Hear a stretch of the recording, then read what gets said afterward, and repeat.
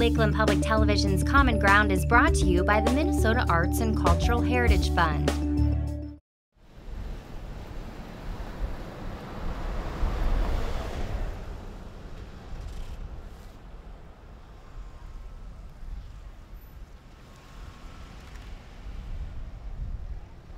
My name is Daryl Wegscheid, and active with our lake association called RALALA, which is Roosevelt and Lawrence Area Lakes Association. My wife is president of the association, and through that process we got working with Cass County on a lake management plan and got to meet John Sumption. And one of the things they both value is community. John had retired from Cass County, and I called him last March and just said, "How you doing?" And he said, "Well, I'm glad you called, because people wanted to know if we could make some introductions to some of the property owners around Lake Roosevelt." "Yeah." I said, "Well, what for?" "Well," he said, "they thought they may need a spot to camp over at night with this canoe caravan." "Really? What canoe caravan?" "Well, some of the guys have got a bunch of birch bark canoes and they want to come up the lake and eventually possibly make this area a canoe trail, but for now they just wanted to retrace the steps of Joseph Nicolay." And I said, "Retrace the steps? What do you mean?" "Well, Nicolay 175 years ago came through here to map the upper regions of the Louisiana Purchase. And he followed an ancient 4,000 to 5,000-year-old native trade route. And at this point, he's got me hooked." And I finished my map, this map, when I was 43. So I was 57 years old, and right after I finished my map, I died. I finished my map and I died. And then John said, "So do you think you can make some introductions?" I said, "Let me talk to some people." I got 2 sentences into this description, and our people said, "Why don't we put a fundraiser together with an event that would somehow make this all happen?" So with that, the Historical Society, Grant Goals, Jim Jones of Minnesota Indian Affairs Council, Pat Emerson of the Minnesota Historical Society, any number of resources, is almost too deep to list, but the DNR folks at Cathedral State Park got involved, the local Chamber of Commerce, the local Lions Club, businesses around, and everybody said, "Well, yeah, let's do something for the community." And so it's kind of all evolved from that. Just a lot of people stepping forward and saying, "What can we do? What can we help?" You could join 2 pieces of bark together, where you can see some of those where the ends we had to make the bark taller. You see those.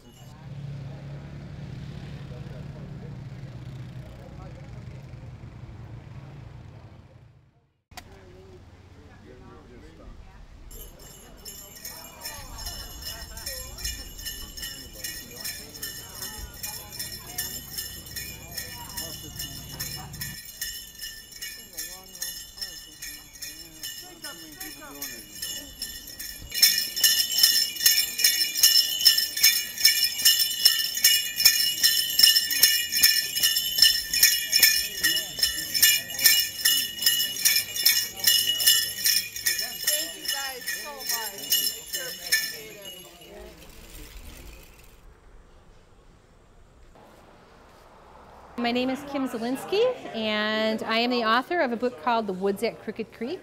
The book is an archaeological analysis and research of the outing area, and I'm doing a book signing. It's important to study the lifeways of the past so that we can build our own future and that we're respectful of the things that are around us and what's happened in the area that we're in.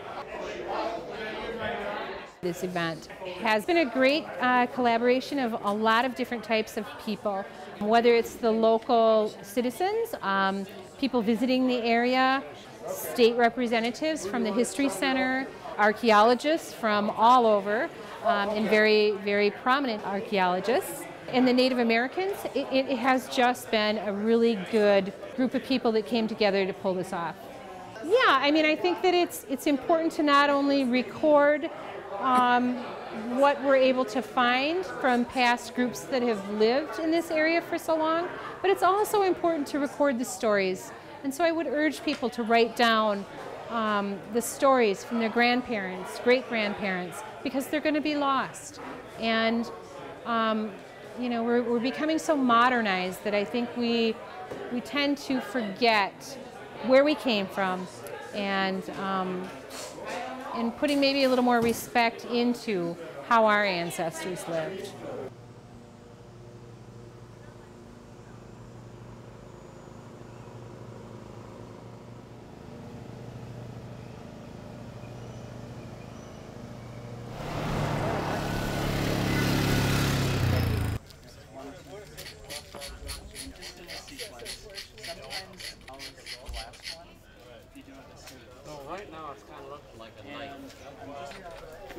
interesting hobby. Yeah, we're kind of working on it. Any questions? Boys, you got a question? Well, get back. See how sharp that was, cutting this leather? What happens here is like, this is the reason this thing is so long is because I can get more body force into it. So. Let's go cut.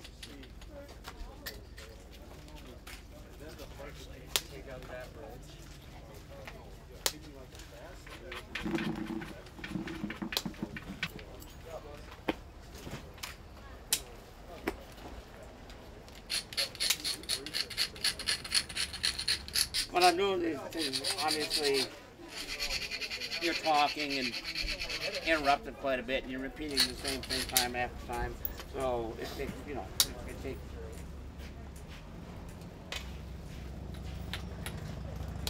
Which is like this in about 40 minutes. So, you know, attention is a big item here, I guess. I am working on making a replica pot. And what I'm doing is I'm rolling out coils of clay into coils, and you look at this vessel here. This is early woodland pot. The way the pottery is all done is you start from the top of the vessel and you work your way down to the bottom. So you look at that vessel and working your way up. And the main thing I gotta always kind of think, keeping consistent is that's a pretty good sized pot, and that's going to grow to about this size, and it should be just about that big when I get done. You know, something a colleague of mine, here's an interesting concept on what an elder had from northern Manitoba had told him. On the cover of their book in this pottery publication, it shows a woman on the front holding a vessel up like this, because the story is that the oval pot is shaped like a woman carrying a child. Now the other thing that they told him about the top of the decoration and the cord wrap paddle is that it represents and looks like an umbilical cord. So anyone that's a mother and that's given birth or watched their child be born will know what I'm talking about. If you enjoyed this segment of Lakeland Public Television's Common Ground, consider making a contribution at lptv.org. If you have segment ideas pertaining to North Central Minnesota, contact us at legacy@lptv.org.